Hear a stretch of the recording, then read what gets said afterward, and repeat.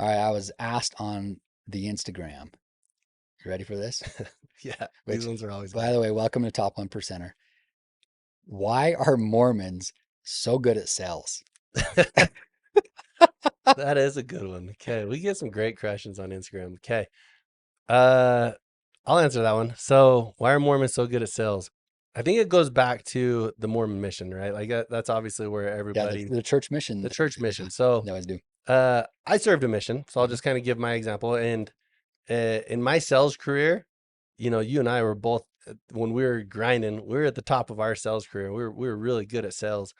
But if you think about the Mormon missionaries, these kids, uh, they're not expected to, but they're taught that they should go on a mission, right? Yeah, They don't have to.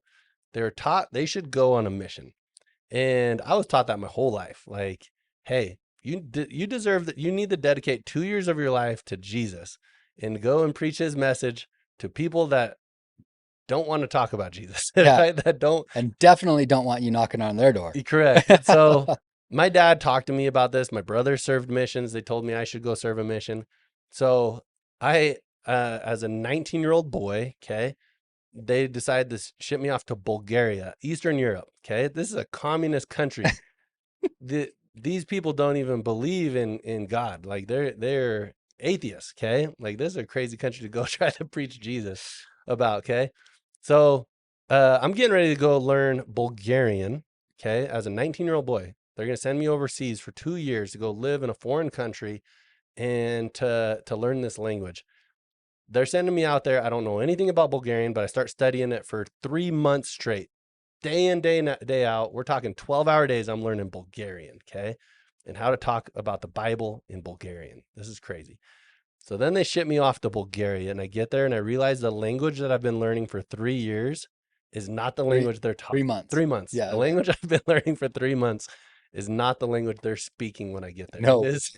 It is just. no. I thought I knew the language. I did not know the language. Like I got there and it was like they were speaking a different language than I learned in class, right? So I had to really learn what Bulgarian sounded like, what Bulgarian actually, came out of your mouth, how it rolled off your tongue, and how to listen and understand in Bulgarian. After 2 years of doing this, you know, every day we're taught and we live a very strict schedule. Okay. And your job is to be a great missionary, right? And so when I'm going out, I'm getting ready to go.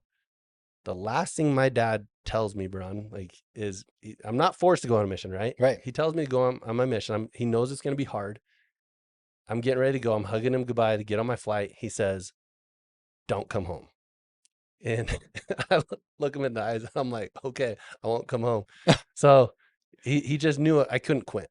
Don't come home. That's what that meant. That's what that meant. Don't quit. Don't come home. And because there are missionaries that come home, they get Yeah, out there for 2 months. It's hard. They come home to yeah. mom and dad.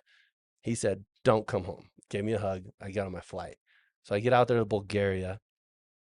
The language is ridiculous. Like I'm homesick like crazy because I can't even understand what these people are talking about. Luckily, the guy I'm with, my companion, speaks Bulgarian. But while we're out there, 19-year-old, 20-year-old kids, right? We're trying to work diligently. We're trying to work really hard. And we tracked everything. We tracked how many people we talked to in a day, how many doors we knock in a day, how many Bibles or books of Mormons we give out in a day, right? We tracked all this stuff on a mission. And they're ingraining this kind of statistical number into our head, and we're trying to be top producers in And the selling Jesus. and selling Yeah, Jesus yeah. 100%. I didn't realize this till after I got back from the mission, got into business. But I'm reporting to a leader every night on my numbers, and we're setting goals every week. Every Sunday we set goals on how many Bibles we want to hand out, how many discussions we want to have, how many people we want to introduce to Jesus and baptize, right? Like we're setting goals and we're trying to hit these goals and working twice as hard as the other missionaries to hit their goals, right? It is a numbers game. And we're out there trying to do these numbers. We're working on rainy days. We're working on sick days. We are not there to relax and take a vacation. You get one day off a week, and that's called P Day, where you do your laundry and you do your stuff, maybe travel and sightsee a little bit. But one day off a week, you're doing this 6 days a week, right? And you go 2 years of this straight. And 99% of the conversations are people building skills, like just being friendly and serving people and talking to people and being kind to people. And you're hoping to have a positive confirmation that leads to why I'm here on my mission, right? So I'm connecting with strangers all day long, trying to be friendly and make them like me. And then if a friendship or relationship is built, now I have an opportunity to talk to him about Jesus and to invite him to read a book, right? To read the Bible. And 99% of the time I'm rejected, but every day I'm still waking up with passion and energy to go and do this thing that I know I'm going to be rejected on. So I got so good at rejection that it was not even a thing every single day. And if I gave 500 pitches and I got one yes, it was totally worth it, right? Because there's one person that I helped influence and gave a message about Jesus, which maybe bless this guy's life forever. That was what my goal was, right? It was one person in 2 years. I don't care. One person, and it's worth it, right? For me. And I faced rejection every single day. And I know you did the same thing with your mission, but if you put that guy, you take him over some other college kid that's been learning about sales in college, who's going to be the better salesman? I don't think there's a question. There is no question about it that this Mormon boy that did this diligently for 2 years is going to be your top salesman, hands down, in your entire company, because he did it for free for 2 years, selling the hardest product on the planet, which is a message about Jesus. Yeah, you don't Right? get paid for that. You don't get paid for it. Not monetarily, anyways. Right? So this is why I really believe that Mormons are incredibly hard workers, and they're also really good at sales.